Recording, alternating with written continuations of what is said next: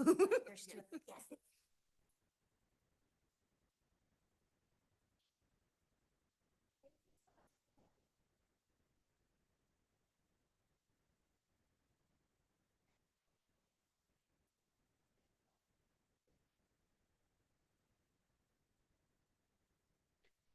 Good afternoon and welcome everyone to the first still special meeting of the Meridian Parks and Recreation Commission. Today is Wednesday, January 8th, 2025, and we are just a little after the hour, about 4:07. Let's get this kicked off with Rachel, if you would please call the roll. Yes, certainly. Dom Gelsomino, Present. Jennifer Bobo, Present. Mandy Roberts, Present.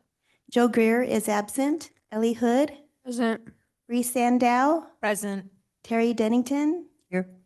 John Nesmith is absent, Alan Helms. Here.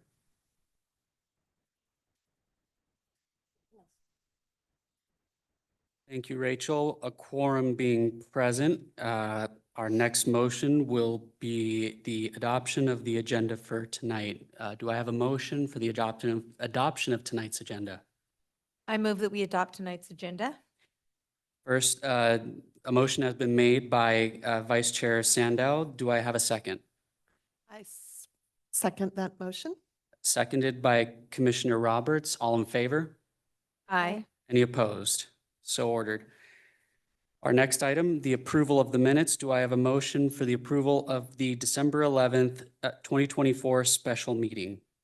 I move that we approve the minutes for the December 11th, 2024 special meeting. We have a motion by Vice Chair Sandow. Do we have a second? Chairman, I'll second that motion. Seconded by Commissioner Helms. All in favor? Aye. Any opposed? Approved. Wonderful. Our next item, we'll move on to announcements, upcoming events by our very own Shelley Houston.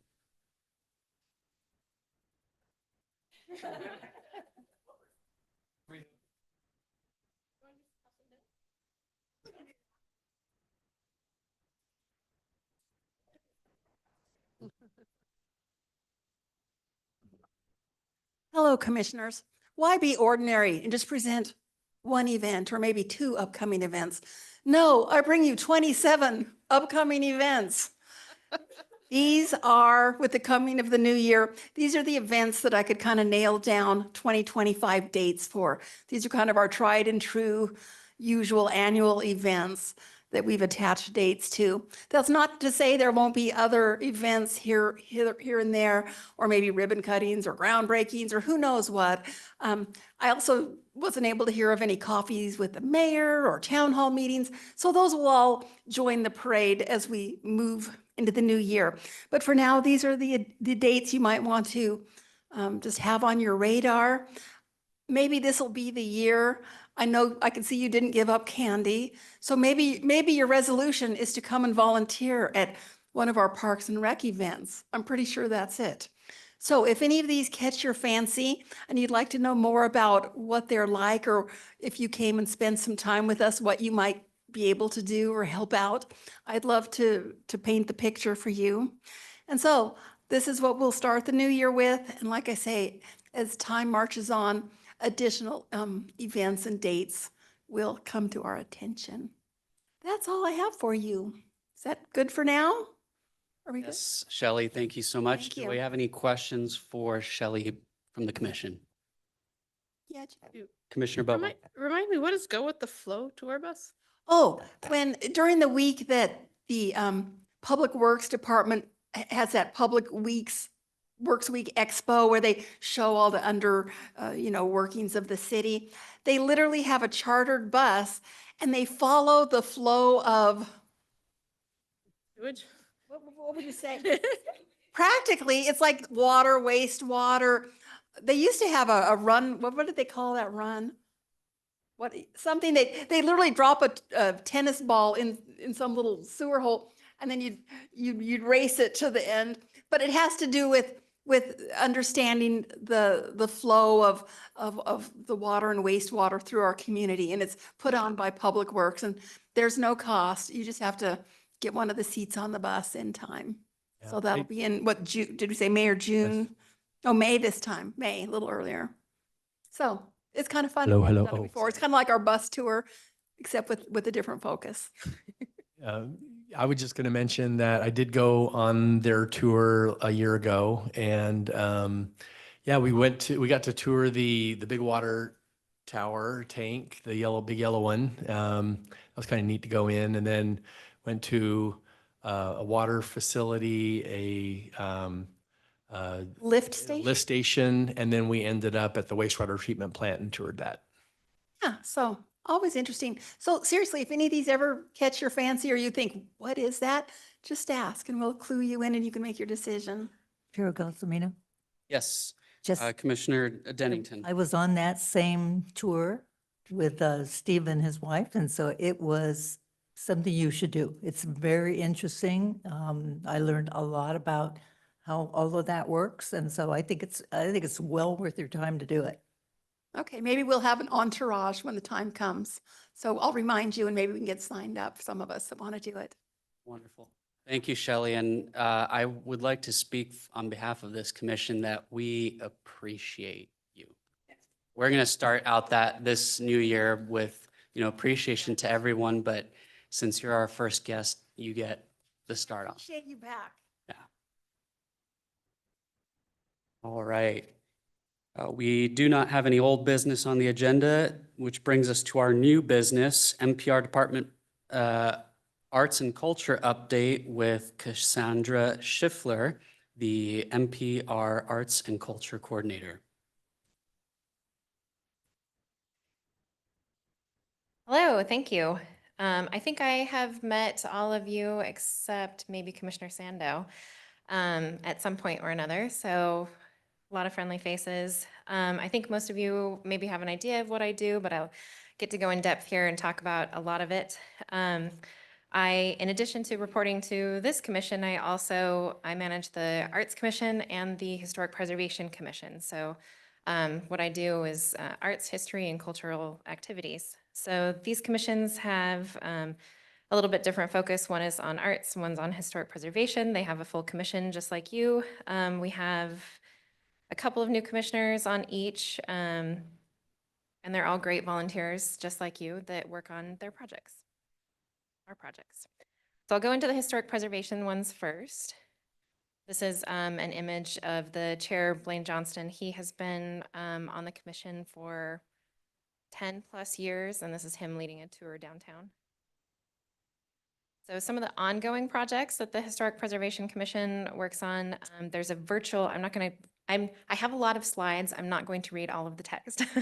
I'm just going to try to hit some of the top things. So the virtual tours, it's a pretty cool project. If you follow that website, it'll be in one of the agendas you could click on later, but you can find it through the city's history page.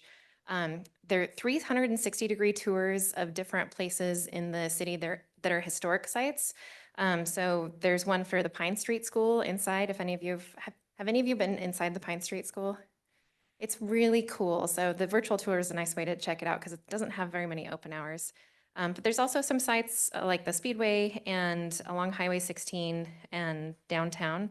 And the purpose of that is really to document what these places look like right now with Meridian as it grows and changes very quickly. And even some of the 360s of the downtown already look pretty different.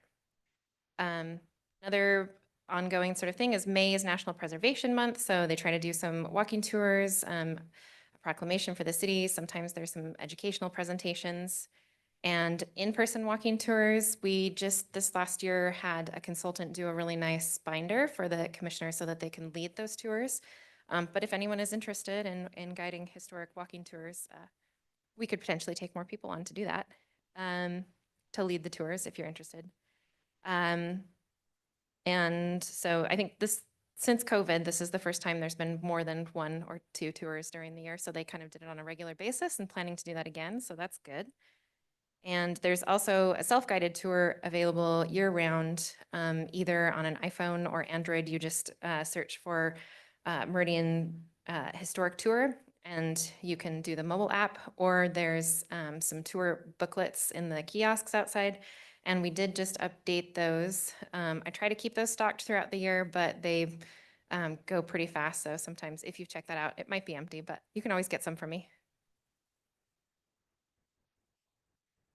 Probably the biggest thing that happened for historic preservation this year is that the Speedway was listed in the National Register of Historic Places. So I'm going to take a minute to talk a little bit about what that means, what the National Register is, because you've probably heard of it before. And it's the official list of properties that are considered important. It's part of the National Park Service, administered by the Idaho State Historic Preservation Office, which is also called SHPO for short. And recognizes these buildings and sites. It's an honorific program, so sometimes people, and I know the SHPO office, that's half of their calls are like, oh, they're going to do something to this historic site, it's listed in the registry, what are you gonna do? But it is an honorific program, it's a name and recognition, so those owners of those historic sites can still do whatever they are going to do on their properties, just within whatever the regular city permitting is. So it's a tool to recognize historic sites, but it doesn't come with any regulatory, anything regulatory. Process is to complete a preliminary questionnaire, submit it to SHPO, prepare an Idaho Historic Sites inventory form, prepare a draft nomination, submit it, and then the Idaho Sites Historic Review Board reviews it.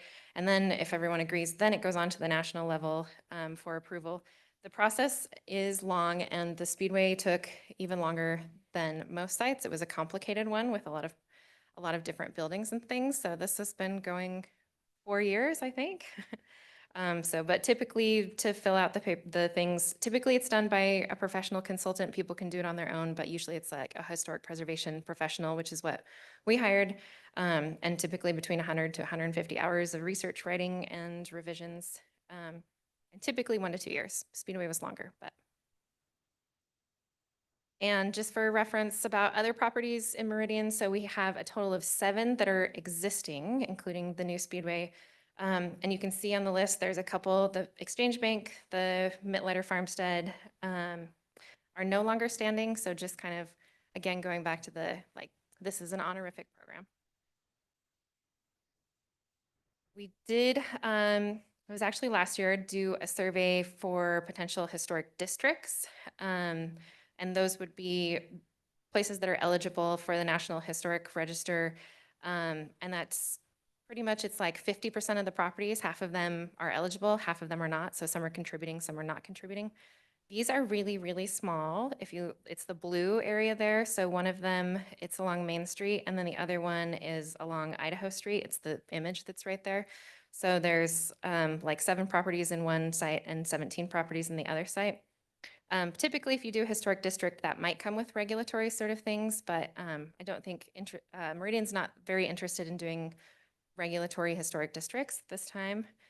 So something that we kind of looked into was a landmarking program. So we researched Idaho code sections, and there's only 2 other cities that do this program, Ketchum and Boise, but it would kind of allow for the Historic Preservation Commission to negotiate with the owners and sort of, and you could also, instead of having a historic district, it could be non-contiguous properties. So maybe it would be like the Coal Valley Christian School property and maybe those districts that were identified, but it would kind of like pick and choose what properties. And instead of being like an entire regulatory thing, it would kind of be like they could review the changes and try to negotiate for something. We're not ready in any way, shape, or form to move forward with such a thing. There's a lot more research that would need to be done and a lot more things identified, like what criteria would be used, how they'd be designated, and have a little bit more of a clear purpose. But it's something that we looked into. It was pretty interesting. So what's next for historic preservation? We are updating the 2014 Historic Preservation Plan. The SHPO recommends that cities update their plans every 10 years, so we're kind of due for it. So they gave us a grant actually to do most of this work. There's some matching funds. And we're a certified local government agency with SHPO, so they give grants to these commissioned certified local agencies in various cities. I think there's 40 other CLGs. Cities can opt in to be CLGs or not with the state. I think about 1/3 of the cities are part of the CLG program. Anyway, the consultant, still kind of figuring out a lot of the paperwork end, but the consultant should begin this month. And so sometime down the road, I will send out a survey will be part of this. And so you'll all get to participate in the survey, please, to be writing this historic preservation plan. I might pause for a second to ask for any questions on historic preservation before I move into arts. Any questions from the commission? Chair Gelsomino. Commissioner Roberts? Well, I think that I understand why we're not regulating historic properties. But on the other hand, does that mean that even though the Speedway is now a National Historic Site, that the owners could choose to redevelop it and completely change it? Okay. Yes, they could. And there's no way that they would have participated in the program if that was not the case, that they were able to do what they wanted to do. Right, yeah, okay. So if we lose these properties and sites as historic assets, I suppose we create ways of telling those stories in other ways to kind of honor that history. Is that the idea? Yes, yes. Yeah. And you know, sometimes, and if there are properties that we try to kind of keep an eye on, if there are historic properties and something's going to happen with them, to allow us to go out and photograph, maybe it gets added to the, you know, that's part of why the Eggers Farmstead was added to the historic sites, because yeah, that's one, for example, that already looks very different because most of that site's been demolished. Yeah, so the purpose of the commission is, you know, it's education and celebration, and not a regulatory commission, at least in our city. Yeah, okay, thank you. I just was curious about that. Good question. Chair Gelsomino? Yes, Commissioner Dennington. Yes, on the, I think one of the, on the first slides or something was the Eggers Farm. And is that one that's in process right now? Is that correct? Oh, excuse me. On the virtual tours, so that's completed, so you can go to the site and check out the virtual tour. Well, I was talking to the store when we had the volunteer lunch, and I was happened to be at their table, and they were talking about wanting to keep those silos, not, you know, keep them in place. So my assumption was that they were trying to make that historic property set aside. Is that the case, or do you know? Good question, Commissioner Dennington. The Historic Preservation Commission went to, this is kind of an ongoing project, and maybe, I think Mike's been working with the developer, so I think maybe I'll turn that to Mike where we're at. Thanks. Yeah, I was ready to chime in, Commissioners. So there is the double silo structure on that property, and it's going to be saved. The developer is going to dismantle it and give it to the city. The city then can in turn find a private developer to reassemble it somewhere as an iconic piece in a subdivision or something, or the city can choose to reassemble it somewhere on a piece of property that it owns. The other thing that they're doing is they're deeding a piece of property to the city in that development that's directly adjacent to the multi-use path, that if the city chooses to reassemble it on that lot, so you could see it from the freeway on that property, then we could do so in the future. Thank you. And is that the one that's, because it was saying by Highway 16, but I was thinking it was the one that was north up by 84. Is it really to the north? It's Black Cat and I-84.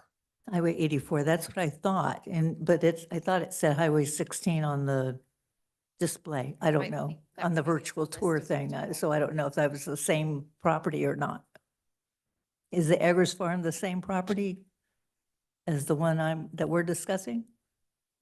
It's the double silo is all I know it by. I'm not Okay. sure the name of the farm that it used to be. Yeah, it's that, yeah, if we're talking about a double silo, that's the one. Okay, So I'm not sure about that either. Thank you so much. I appreciate that. You're welcome. And thank you, Cassandra. Any addition, excuse me, any additional questions before we move on? Floor is yours, Cassandra. Okay, arts projects. This is probably more my personal background. I came to the city. I used to do art appraisals. I've worked in galleries, museums, print studios. I taught classes as a printmaking professor. So arts are probably more my professional area of expertise. So I am really excited about arts projects. I really like the historic preservation projects, but arts are probably more my passion. So public art, if you are newer to the city, maybe you don't know how we fund our public art. It's through the MAPS ordinance. That's Meridian Art in Public Spaces, MAPS, MAPS. And city council allocates 50 cents per Meridian resident to complete public art projects. So hopefully all of you feel great about your 50 cents as a taxpayer going to our public art projects. And sometimes we get additional funding from other sources like the Meridian Development Corporation or other additional city funding. So we're open to other funds if you have other places. The 2024 projects, there's a list and I have images of each of these. So there's quite a few projects. These are bike racks at Discovery Park. And last year we had the benches that were by this same guy. He creates these from salvage steel propane tanks. So they're like 99% post-consumer recycled product, and then they're powder coated. He doesn't even really, he keeps the shape of the tanks and cuts them into various kind of whimsical features. And so this is kind of an abstracted peregrine falcon. And his other one was a trout and a hawk with the benches. This one is also in Discovery Park. This guy utilizes reclaimed brass marching band instruments. So those are all old actual marching band instruments. And to interact with the piece, you actually put your ear up on the lower stand on the trumpet bells, and it's supposed to amplify the exterior sound. And so the idea is to kind of stop and really listen to your surroundings and be present. We also had, last year we installed the mosaic pieces, the structure in the smaller image is the top left, and then there's a detail on it. But then this year we installed the signage, which was actually a collaboration between a sign company and the artist. So she did the mosaic work that's inside there. So it's kind of nice. It complements the site. And I'm sure you remember that we had the ribbon cutting. There's also, they look like cattails, and those are bike racks by a local artist. We also annually do the traffic box wrap program. That's probably one of our most visible, most popular programs. And we, the West Ada School District does an annual show, and the Arts Commission selects 5 pieces for pieces to become traffic box wraps. Also, if you're out and about and you see an unwrapped traffic box that seems like a really great candidate, please let me know. We are sort of running out of traffic boxes at this point. They do have a lifespan of like 5 to 10 years, and so we're replacing quite a few at this point, older ones. I have someone that goes out every year and does a condition report on them. So like sometimes they're like peeling or cracked or faded, and so kind of assess which ones. Some of them, if they're in the shade more, they are still look great after being installed in 2016. Some of them even just more like 6 years, they're ready to rewrap. We also took a little bit of a different approach with the professional artists this year. So the call to artists was to wrap both the large box and the small box as more of an installation of pieces that go together. And they were supposed to be Meridian themed. So the vivid paintings actually has some of the dual silo structure. I don't think you can't see it in that image. But that's the first one on the left, and it has farmers, and it has Samzo's mill, and a lot of really great detail pieces. She put a lot of time into that, and it actually wraps perfectly around the edges, so the whole thing, it's kind of seamless.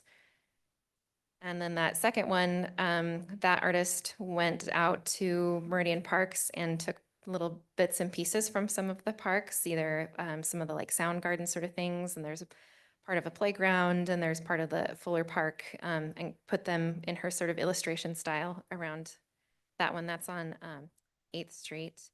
And then that third one, that artist went to the History Center and looked at photos, and the photo on the left, we actually got permission from the Meridian Library to use that. It's a historic photo from like the 20s of women picking apples in the orchard, and then her painting is the one on the right. So I thought they ended up being quite a bit more work to install them this way, but they're really thoughtful, and I really like quality over quantity sometimes, and so this was a great project. We also wrapped, this is a brand new project and was a collaboration between Valley Regional Transit and the Meridian Development Corporation to install, these are vinyl wraps. They're similar to the traffic boxes, so they're not direct painting, they're the vinyl wraps on the bus shelters. Currently, there are actually only 2 bus shelters in Meridian, so if we get more, we could install more, but this is what we have for now. These were also Meridian themed, and the one on the right, it's the founders of Meridian, Eliza and Christian Zanger, I think. And then like the trolley car and the tower. So these are specially commissioned for these projects. Those also turned out really well. And it was kind of fun. One of the artists, she's had several public art commissions, and she's has a lot more experience. And then the other one, Blake Coker, he had never, this was his first public art project ever. And so it was really fun to kind of see both sides of that. And just to back up for a minute, those were both like public calls. We had a selection process for all of those and had a stakeholder committee of downtown businesses, Valley Regional Transit, Development, MDC, and arts commissioners to select those ones. So some of you got to be on the stakeholder committee for this project. So these should look familiar. This is for installation this upcoming year at Chateau Park. So these are the mock-ups that were approved, and actually the foundations have already been poured. And there are 3 pieces with this. So this one's like a tall flower sculpture, and it has a base that you can sit on, and there's a hummingbird. This one is a flower bench with the cutouts and the sort of an educational aspect with the scientific name of the flower, and a new sign. And their kind of theme-wise was native and pollinator. We've got the bees and the hummingbird, and the flowers were all kind of native to Idaho. So excited about that one. Anticipated ribbon cutting installation in the spring. And this is the site plan. So one of them's the sign up in the front, that's in the top right corner, and then the bench is kind of over by the bathroom, and then the tall flower one will be in that adjacent to the play structure, so people could also sit on it and use that when they're watching their kids at the play structure.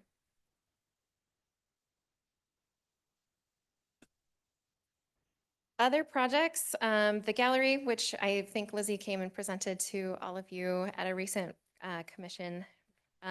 We had 8 exhibits this last year, 148 artists shown, and around 600 attendees at the various events.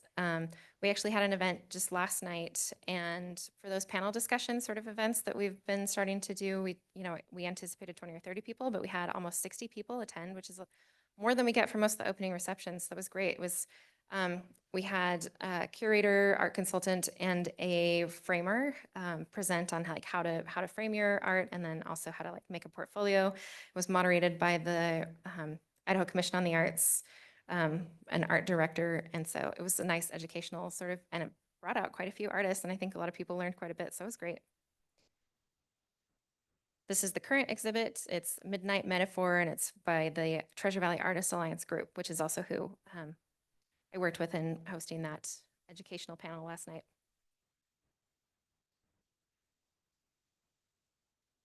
Other projects, concerts on Broadway. I know we have a lot of special events, and that usually is Renee presenting to you on those, but actually I handle the concerts on Broadway, partly just because they've been from the Arts Commission, and so they are part of what I do.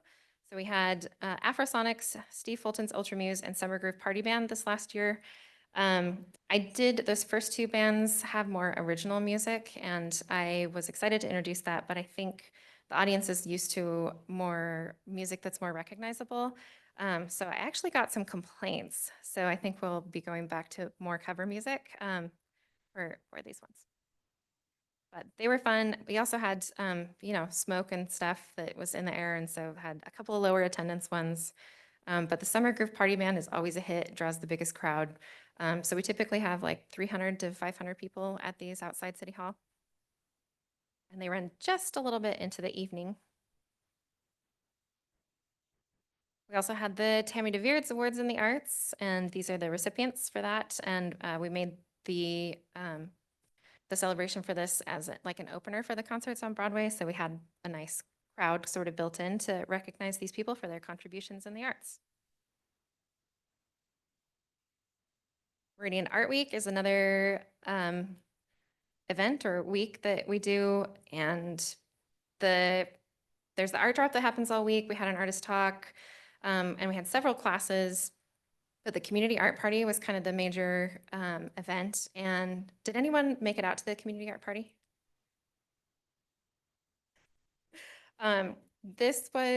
We've been working on this event for a few years. It was kind of Renee's, it's kind of evolved. This really felt like the first year. And at some point she might come and talk to you about it too, but it was truly a collaboration and one of the most like team efforts for a special event. So I have some images from it. We had art installations. I'll kind of go from left to right, top to bottom, and talk about a few of these. There was the backyard artist. There was a person that hand knit that like crochet thing below, and I think she wanted to maybe make it a little bigger with a skirt and holding the flowers, so maybe in a future she'll be able to make that. That's on the Kleiner statue.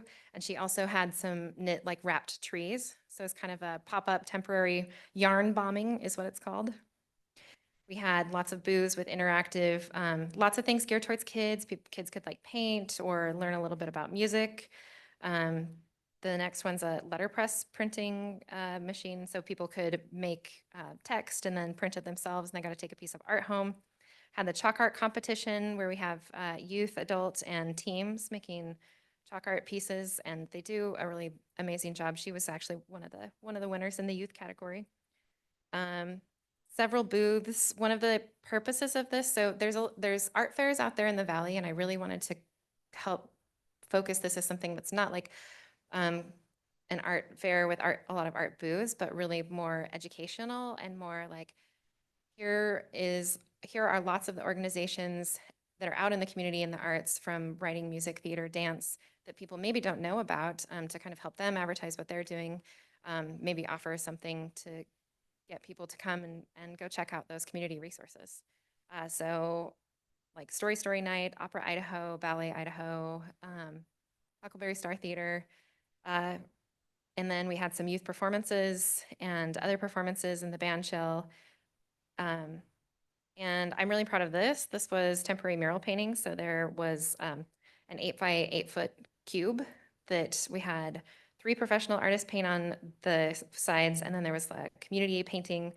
I think in the first image, this is the one that it was blocked out. So it's supposed to be like a paint by numbers, but it quickly got a little more messy as it went on.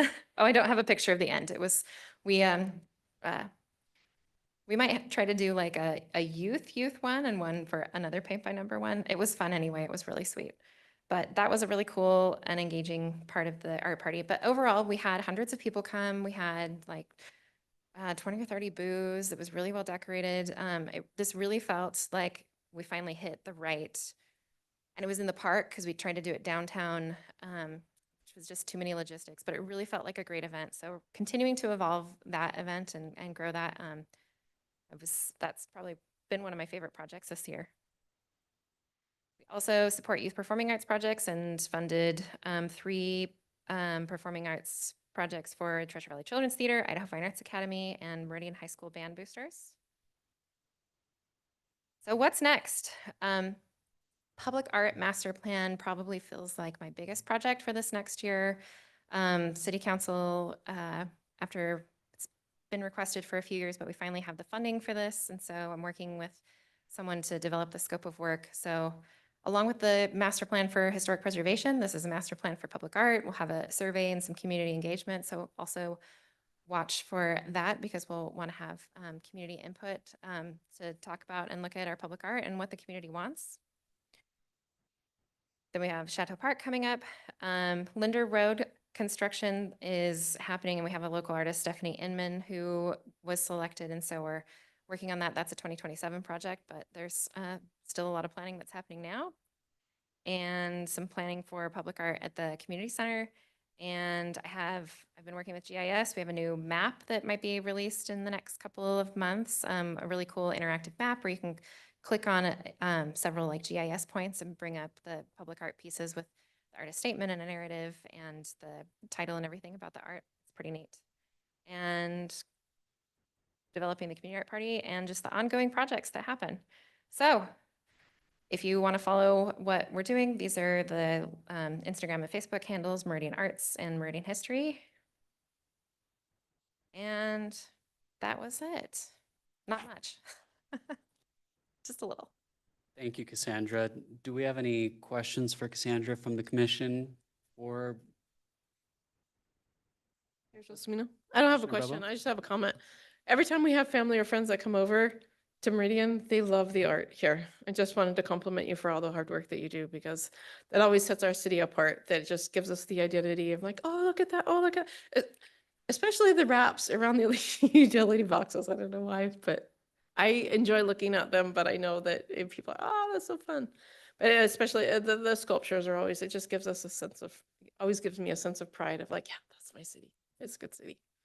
So just thank you for all the thoughtfulness that goes into those projects because I appreciate them. Chair Gelsomino. Commissioner Roberts. I just wanted to piggyback on that and ask a question about the 50 cents per person. That's per year, right? Yes. And It's what if only- we wanted to up that to $1? What would be the process? Because I would sure be willing to up that as a private, citizen. So is there a way? Because that would pay for more art throughout the city, right? Yeah. So that's a good question. So the ordinance, just in the last, I think it was last year, it used to also have a cap on it. So it was 50 cents per Meridian resident with a cap of 50,000, but Meridian has exceeded Yeah, that growth. yeah. And so that was kind of a big deal that they lifted the Good. cap last year. Okay, So sometimes I feel like it's baby steps to move sure. forward. I think that's a good question. I don't have what would be, Sure. I was just curious, but that's good to know that it's able to increase with population growth. yeah. And it's also one of the only budgets, it carries forward by ordinance. Oh, And good. so, which is really good because some of those projects like Discovery Park had a lot of pieces and that was like 3 years worth of MAPS funds for for those projects. So it also kind of enables us to sort of save up for some of these bigger projects. I was just going to mention as well, I'm sure everyone's aware, kind of by where I live, that Eagle Road and Lake Hazel are under construction, and there's at least one new roundabout going in at Taconic, and maybe at Lake Hazel, there'll be 2 new roundabouts potentially, but I see those as great opportunities for art, and that one in particular at Lake Hazel is kind of a gateway to South Meridian, really, so maybe that's an opportunity to think of in the future. As well as there might be some traffic boxes going in with construction to think about. So, yeah, just wanted to mention that. Thank you so much for everything you do. Any further questions? Hearing none. Cassandra, thank you so much. All right, our next item is a discussion regarding the Discovery Park Ninja course led by Mike Barton.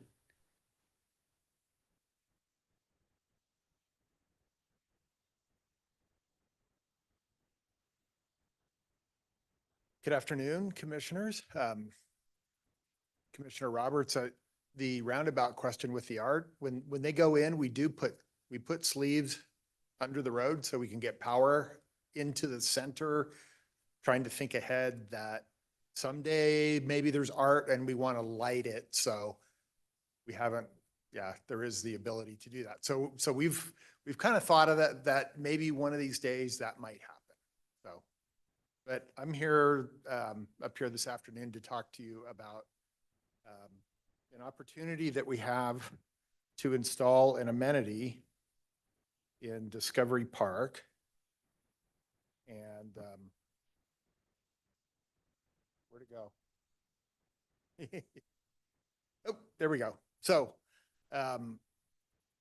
so we've been over the last, probably 6 months, maybe 5 or 6 months, we've been working with a group who, their daughter was diagnosed with a bad tumor in her spine, and she was given a short period of time to live. And she's really loves Ninja Warriors, the show, and everything about it. And she has this dream of building a Ninja Warrior.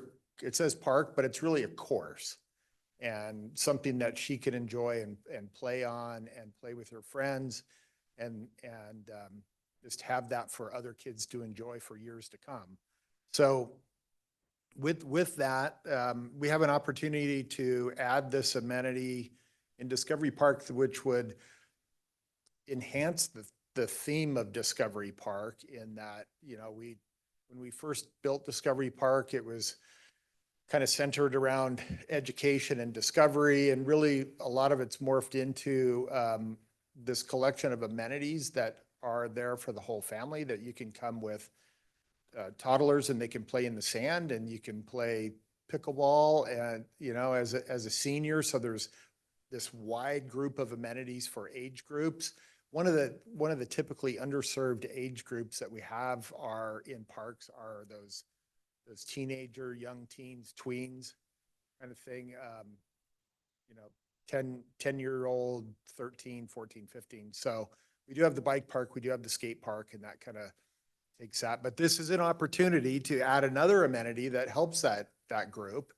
And so with these, you know, we sit down and we kind of sit down with the idea that we could develop a project. And a lot of people come in and they say, we're going to do all this fundraising, and sometimes it works, and oftentimes it doesn't work.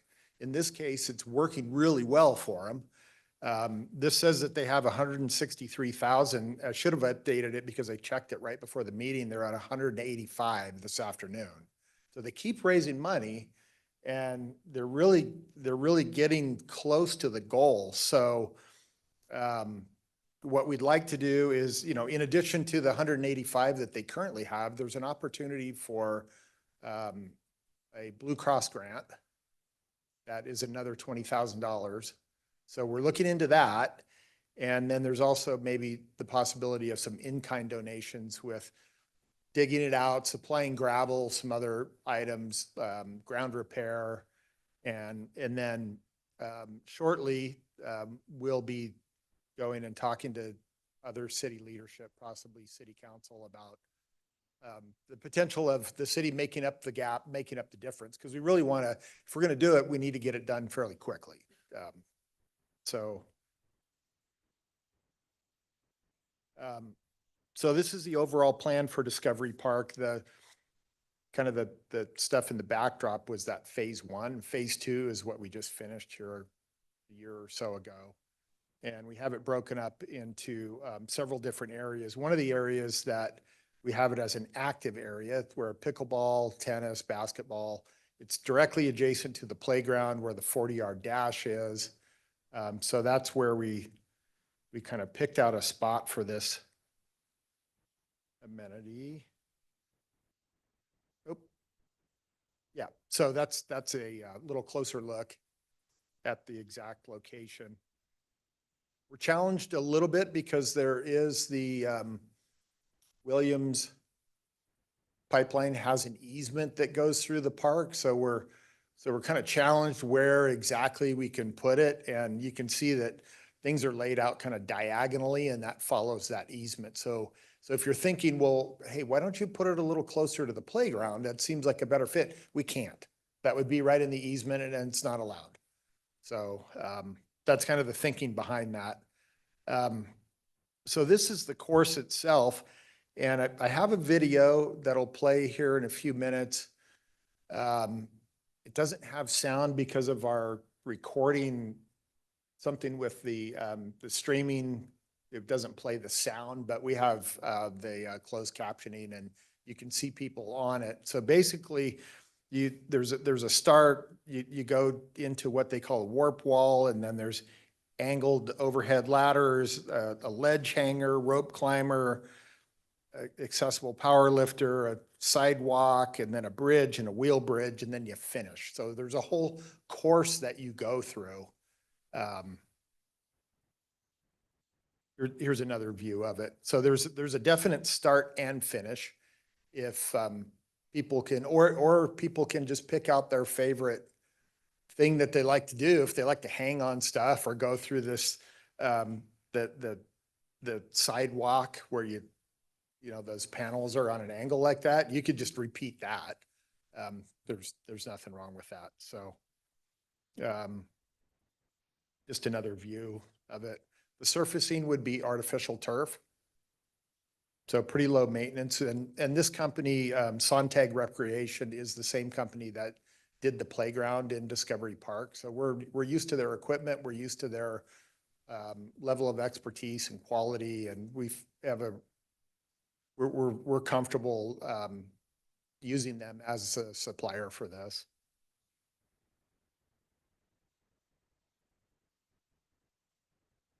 So this is that video, and you'll have to use it gives you a better visual. The sound, I wish we could hear the sound because it is pretty fun.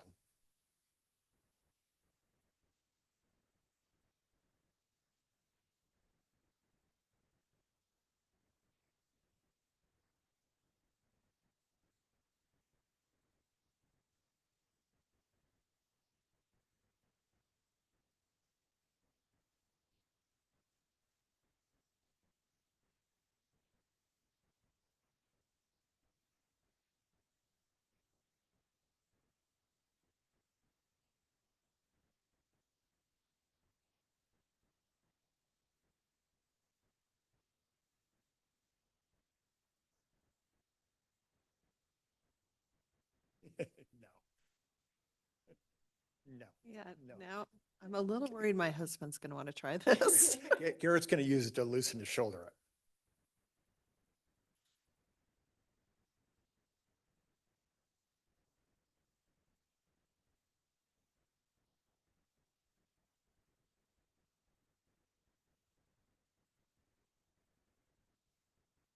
Yeah, no kidding. Yeah.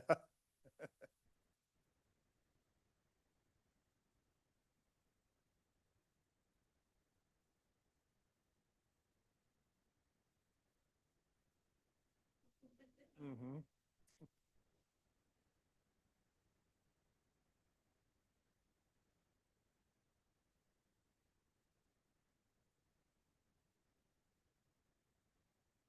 No active pools of water or anything to No. fall into. Yeah, no, this is, yeah, not in a park.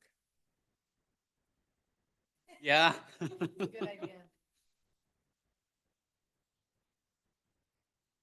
Yeah, and everything underneath it would have the proper fall attenuation, so you can come off some of this stuff and not get hurt, just like a playground.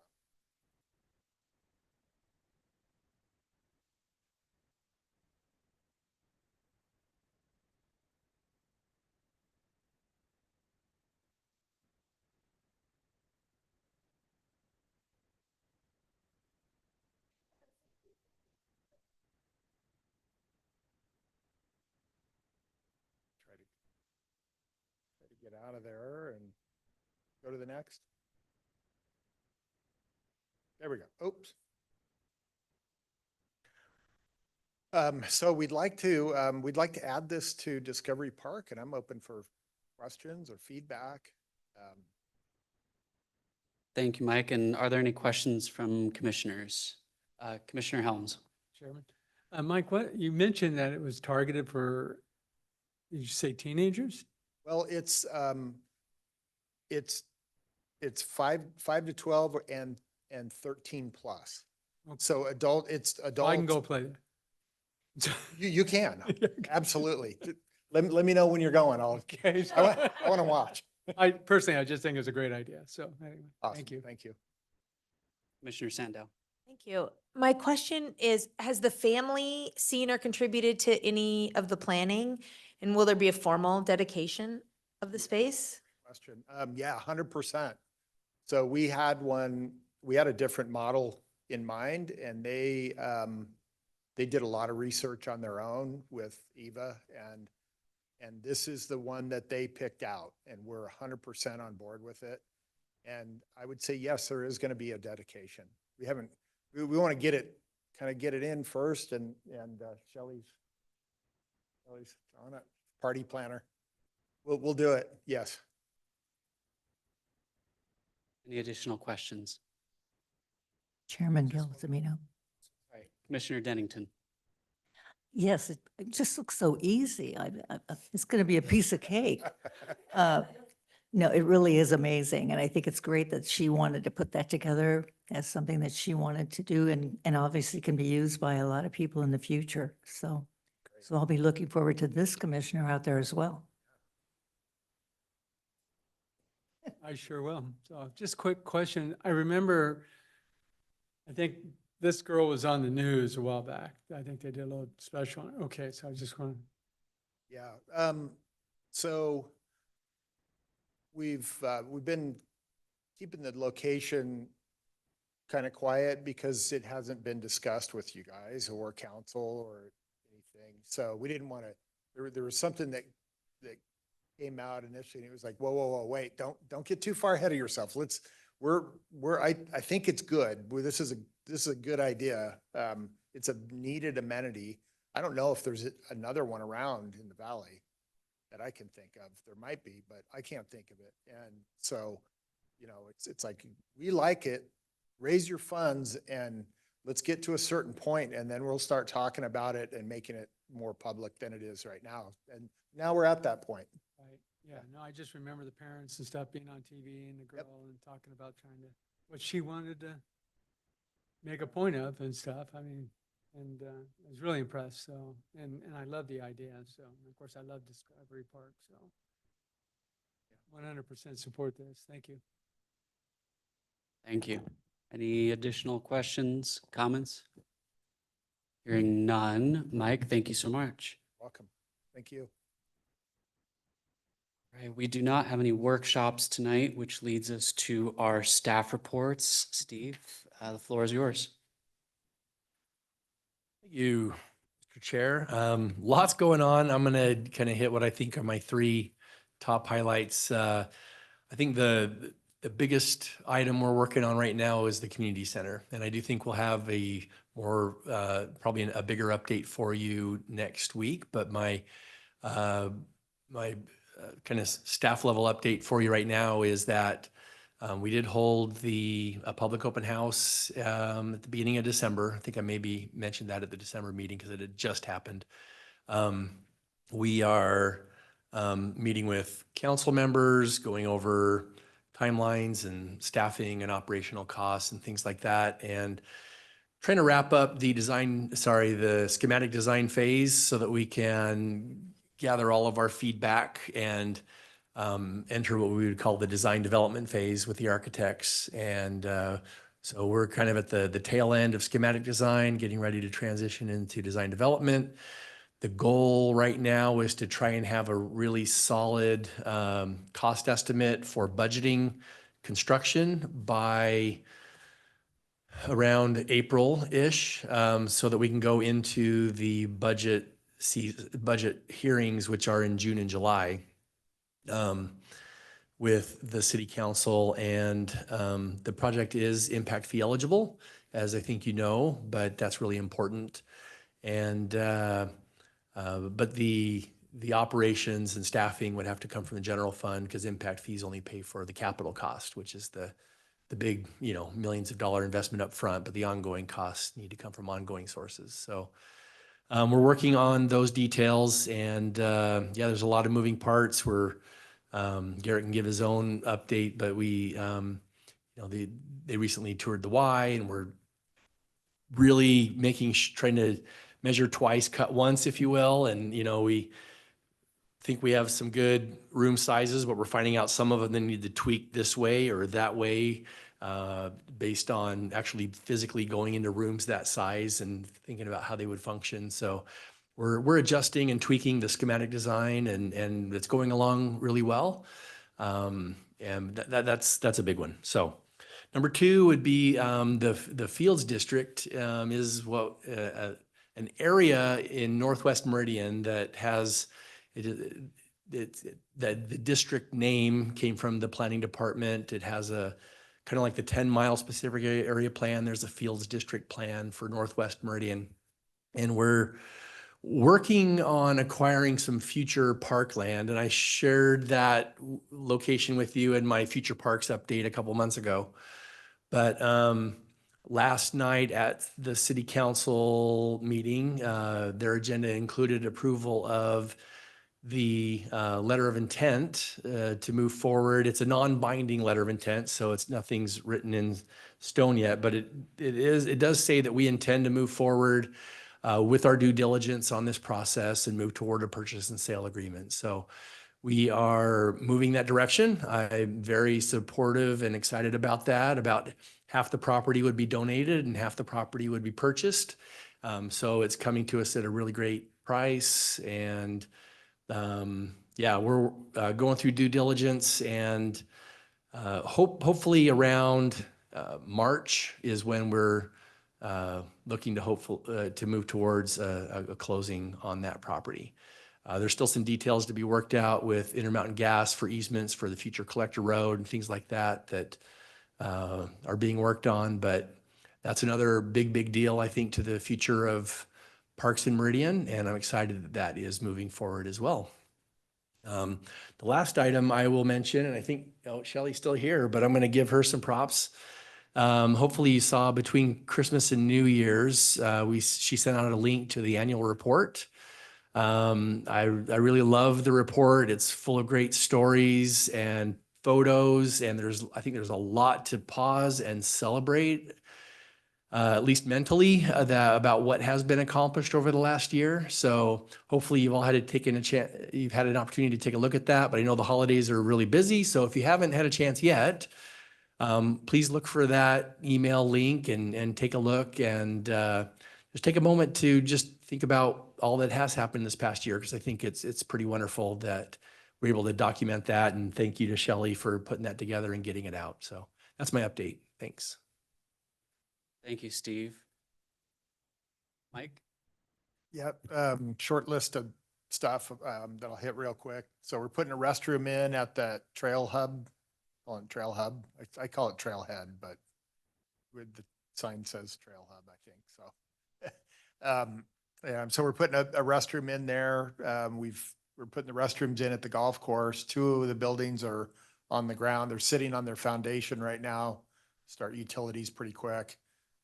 2 more have been ordered, and the foundations we got foundation designs that'll go in the plans. We're going to start utility designs, and those are going to be in production. So they'll be on site late summer, early fall is what we're being told now. The sidewalk at Fuller Park to get people in off the street and get the kids into the park and over to the elementary school without walking in the parking lot is going to start here in the next couple of days, actually, pretty quick. And we're doing some sidewalks downtown. Kim's not feeling well today, so she's been doing a lot of work on the Rail with Trail over here, and got a good path forward on that. And then also that 5 Mile Creek pathway extension that goes from McDermott underneath Highway 16 and connects into where the pathway's already built out by Waihe Storm Avenue. So that'll go in. That's we just got the survey work done. That'll go into design and get bid here shortly, probably the design won't take very long at all. So with any luck, we'll have that built this summer. So that's what we got. Wonderful. Thank you, Mike. Garrett? All right, thank you. So to kind of piggyback on what Steve was saying regarding the community center, I've been working a lot on the operational budget review and development of that as we move along and kind of get the shape and of the building itself, and also kind of put together a staffing plan for it as we grow into it or move into it, and then also grow into it, for lack of better words there too. On top of that, kind of somewhat tied to the community center is the MIB agreement, the Meridian Youth Baseball agreement. That is kind of somewhat tied to some of the parking there at the community center, as we probably already discussed. So working on that, mainly worked with Mike and Roger and a couple other guys regarding the maintenance side of it, but also I've worked with Skylar, who does all of our field reservations and things, in regards to the priority use agreement that they would have that shows city use, public use, MIB use, and those types of things to kind of line that out. Also, I mentioned this a couple, I think last month, but really starting to dive into the pool fees and the home court fees and subsidies and lowering subsidies, looking at our budgets and projected budgets and projected revenues with that as well. So that's primarily took up my time in the last couple months, obviously with shoulder surgery and, you know, vacations and the holidays and stuff like that. But when it comes to classes and camps, Jen has been helping with some community center review and kind of helping us, like Steve said, shape some of those classrooms. We were able to go to the South YMCA yesterday. It was yesterday, and looked at some of their facilities and their rooms and the size and their exercise classes and stuff like that to kind of give us a pretty good perspective of what we think we need on that end. A lot of summer planning, believe it or not. I think we just signed some staffing recs for advertising of the summer camp staff. So that's coming here pretty soon, even though it's January. You'll see the same thing regarding some golf seasonals here soon and the lifeguards. We start promoting those. So if you know anybody who wants to be a lifeguard, let me know or tell them to look for the stuff. We always want lifeguards. Events, yes, it's January, but there's a lot of planning that goes on right now that Renee and Jenna Haley are doing. So a lot of planning, a lot of review, and kind of like what could we do better, what could we do differently, that type of thing with their events. So a lot of stuff happening there as well.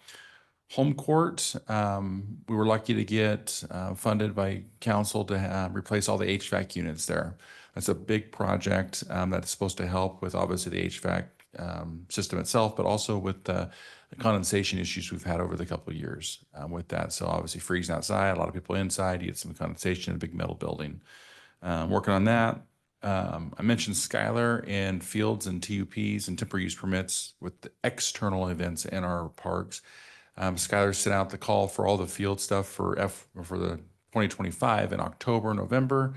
Then he allocates all those to the big user groups like PAL, Meridian Youth Baseball, stuff like that, to all of our park users, so they know they have their space. They can take the kids, they can schedule their games and practice and stuff like that. So a lot of stuff happening. Volleyball, basketball, you name it, recreation still rocking and rolling in January. With that, I'll stand for questions.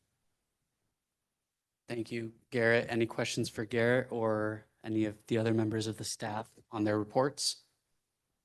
Chair Jessamine. Commissioner Roberts. Thank you. I just have a question regarding the operational staffing for the community center and the potential role for volunteers. I notice whenever I walk into these meetings, there are always some great people out there to greet you and help you find your way. And I was just thinking, you know, we have great volunteers in this community, and that can go a long way with reception or information. So wondering if that's part of your operational planning. Commissioner Roberts, to start with, we're looking at moving existing staff over. Okay. Doing that, but we always would love volunteers to help us with the times that we have vacations or sick time or whatever it may be. During our public open house that we had to kind of get people's feedback on that, one of the neighbors that lives right there right next to the park was like, "Oh my gosh, could I volunteer here?" And we're like, "Yes, what's your name?" You know, so totally into and up to it. We're not necessarily planning on it, for lack of better words, but yes, there will definitely be opportunities that we would love to fill. And I just worded that we are planning on it, but we can't be dependent on it. So we need enough staffing to have it operate, but we will, build upon what we can do staffing wise with volunteers. We are very much thinking about that. So thanks. Thank you. Commissioner Dennington? Yes, on the fees that you guys are looking at and all that kind of thing, the fees are the same across the board for like the community center and for home court and for those, or are they all varied depending on what's being used or what facilities being used? Good question. So right now at home court and the pool, they're the same. I would anticipate those being the same for the community center if we have drop-in uses and stuff like that. None of those have actually been established yet, but that's kind of the thought process behind it. If that makes any sense. So yeah, the pool, home court, and the community center could very well be the same when we look into it. Mr. Chair, the additional context I would give is we are using home court as a basis for what we project at the community center. Actually, this last summer, we looked at City Hall, home court, police, the new police station annex, the fire station. And interestingly, they all fall into about $6 a square foot, you know, for the operating costs, independent of staffing. So, but it does give us a good baseline that we would anticipate based on the square footage, you know, what the baseline operating costs, and then the staffing is in addition to that. Thank you. Thank you so much. Any additional questions before we move to adjourn tonight? Hearing none. Chair. Yes, Commissioner Helms. Yeah, I just want to make, I'm just trying to get one thing on the record. On Christmas this year, I officially became a grandfather to Opal Noel Helms on Christmas Day. So anyway, I'm just putting that up for her. So anyway, thank you. Congratulations. Okay. Wonderful. Well, if we have no further business, I would like to see if there is a motion for adjournment tonight.